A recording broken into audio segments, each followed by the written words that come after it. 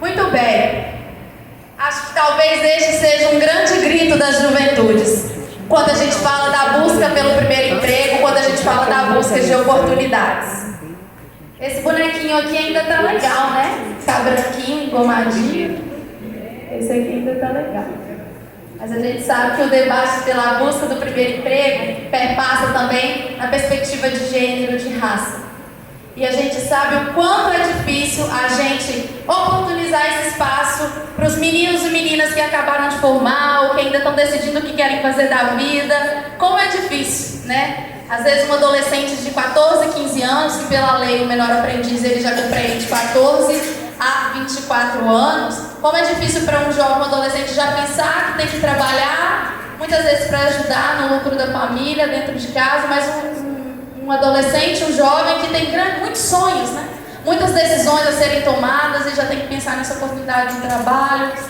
E ele pensa isso muitas vezes porque o sistema coloca na cabeça dele a necessidade do lucro, né? Que aí é o sistema capitalista que nos leva a esse debate do descartável, que você tem que trocar tudo, tem que trocar roupa, tem que trocar celular, tem que trocar casa, tem que trocar pessoas,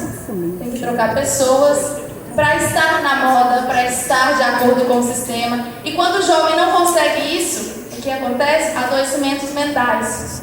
Então, a perspectiva do primeiro emprego está associada muitas vezes à saúde pública também dos nossos municípios. A gente fala disso também para a vida das juventudes. Então, é um negócio que eu queria trazer e dizer, eu não estou dizendo aqui que o jovem não tem que trabalhar, que o jovem não tem que ingressar no menor aprendiz, não. Eu estou dizendo como que isso é posto para a juventude. A visão do lucro, ao invés de uma visão de crescimento pessoal e de transformação para a vida daquele menino e daquela menina, né? O lucro é colocado na frente como uma engrenagem, né?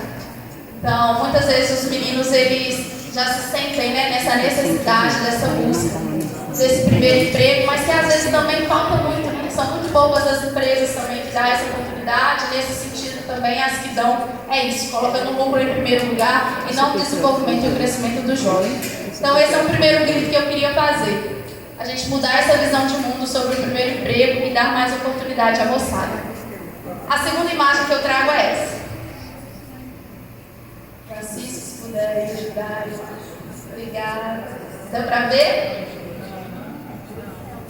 E aí agora eu estamos vendo, só não sabemos o que é. Fechasse os olhos e pensasse nas nossas cadeias, os nossos presídios. Ah, isso é presídio, né? Vamos fechar os olhos, por favor, e imaginar. Imaginei papudo. Abrindo os olhos, a gente vai ver e vai perceber que os nossos presídios têm rosto e têm cor. Os nossos cárceres têm rosto e têm cor. E a gente sabe, por vezes, que esses rostos e essas cores são sempre os mais marginalizados e criminalizados. As pessoas pretas, os jovens pretos da periferia, por vezes, nem direito tem de falar, de se manifestar, de se defender, porque está sempre errado, né? E aí é a visão do racismo estrutural que está posto na nossa sociedade. E aí, para falar do racismo, a gente pode ter outros espaços, né, Cida? Que a gente sabe da necessidade de abrir esse debate também várias vezes e quantas vezes forem necessárias, na verdade, mas a gente não pode deixar de falar isso aqui. A gente não pode deixar de falar de tudo aquilo que a gente vê, que a gente escuta, porque esse é o país que a gente tem. Celas sem a mínima dignidade para os nossos meninos e meninas. Então, nesse sentido, por vezes, quando a gente vê os nossos irmãos encarcerados, qual é a nossa postura mediante a isso? Ao invés, por exemplo, da gente fortalecer nossas pastorais carcerárias por todo o Brasil, elas estão sendo escanteadas. E aí, como é que é isso para nós, enquanto também leigos, leigas, enquanto também militantes aí dos nossos movimentos sindicais? Então, é uma outra debate que eu queria fazer a respeito desse sistema prisional e pensando também que o sistema prisional, por vezes, ele é... Por vezes não. Hoje, o nosso país tem um sistema que não gera vida, né? Pelo contrário, ao invés de ser um processo que pode gerar restabelecimento social para as pessoas que estão encarceradas, gera mais desânimo, gera mais tristeza, mais dificuldade. e aí não cria esse processo de restabelecimento, né, das pessoas na sociedade.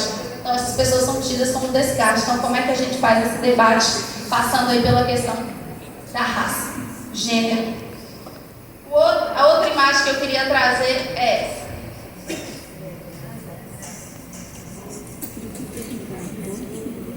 Jovens meninas grávidas. Como que é o nosso olhar para essas jovens meninas? Muitas vezes a gente tem esse olhar e aí a gente já pensa logo gerando preconceito, logo não dando voz a essas meninas.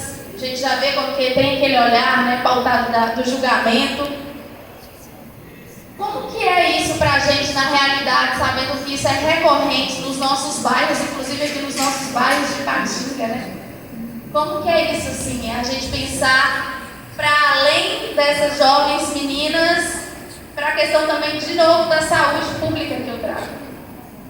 Então, como é que a gente pensa a vida dessas meninas nesse cuidado, tanto da saúde física, da saúde mental, e para além das jovens grávidas, eu trago também as jovens mulheres, que por vezes são simplesmente resumidas a objetos e personificações sexuais.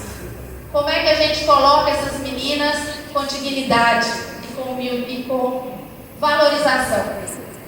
A gente sabe, gente, que desde 2013 tem várias pesquisas que apontam que as violências e os abusos às jovens meninas são dentro de casa. E isso é muito sério.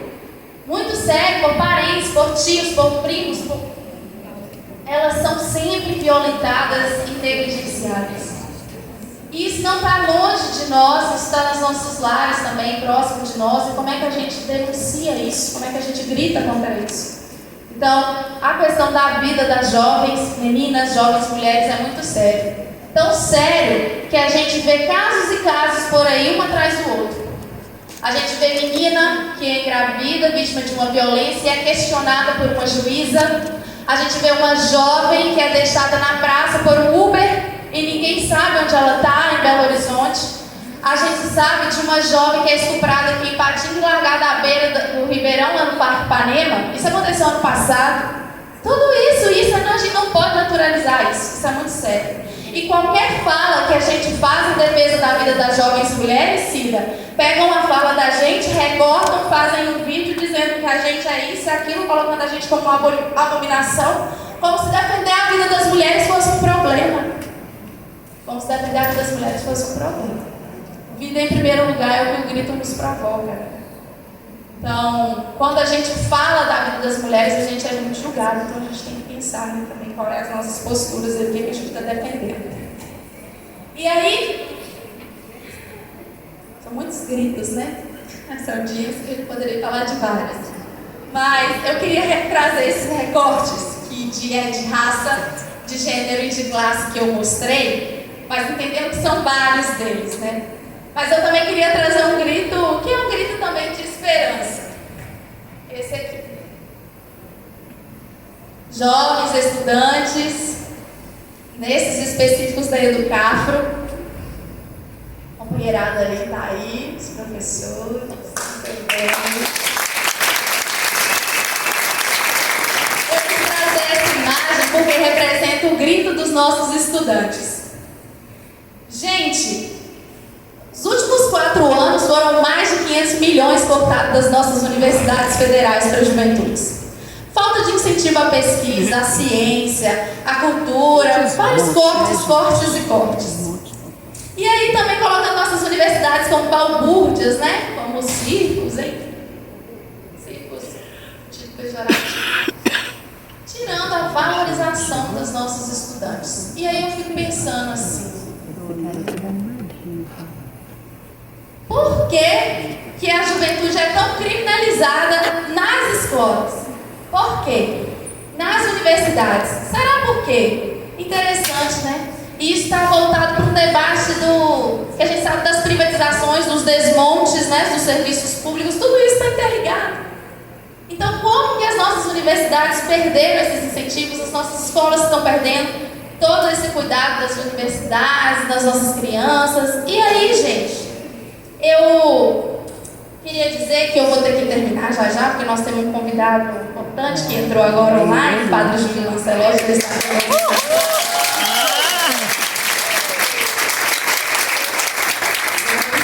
eu também quero ouvir, né? Meu Deus do céu, mas vamos lá. Dizer que os nossos gritos, eles ainda são muito atuais, inclusive, assim, diários. Semana passada, dias atrás, deputados lá na Câmara querendo barrar projeto de permanência das cotas. Um debate que já era para estar superado. E a gente ainda tem que demandar uma energia para isso, né? Assim, para defender as cotas, a permanência. Então, isso uma perspectiva macro, mas aí eu também queria deixar registrado basta não gostar, tem que proibir os outros, tem que prejudicar os outros locais. Que precisa. Primeiro é a questão da não municipalização das escolas estaduais, que eu acho que é um grito também aqui para os estudantes, o mandato da CIDA, junto com o sindicato, tem feito essa luta. E também a luta pela nossa Universidade Federal, né? CIDA também tem feito esse debate, outros companheiros e companheiras também em Brasília já estão trazendo esse grito, então é importante da gente incentivar e fazer a luta, hein, gente, para defender a nossa universidade aqui, que é tão sonhada e tão querida. Pois bem, e aí depois a gente pode concluir um pouquinho mais a fala, né, Cida? Mas dizer que os gritos da juventude são muitos. São muitos das juventudes na perspectiva dos jovens de comunidades tradicionais, indígenas, quilombolas, ribeirinhos. Os nossos jovens também da comunidade LGBTQIA+, que perdem o direito de amar, perdem o direito de se manifestar. Também dificuldade para os jovens que estão vivendo à beira do Rio Doce, à margem do Rio Doce. O Rio Doce que está contaminado, está morto. Hoje eu trabalho num projeto que cuida, que presta, né, assessoria aos atingidos por barragem. E, gente, como a nossa juventude está sofrendo à margem do rio. Como a nossa juventude perdeu perspectiva de vida, perdeu projetos de vida, porque são vidas que foram amargadas com a perca da vida do Rio Doce. E aí também, esses jovens que estão à beira do Rio Doce também estão entregues às drogas. As drogas, por vezes, vêm fruto de indenizações injustas das poluidoras, e aí é um dinheiro que não é bem administrado, principalmente também pelos governos, e isso leva os jovens a entrarem no mundo das drogas, e aí vem a criminalização, enfim, uma série de consequências.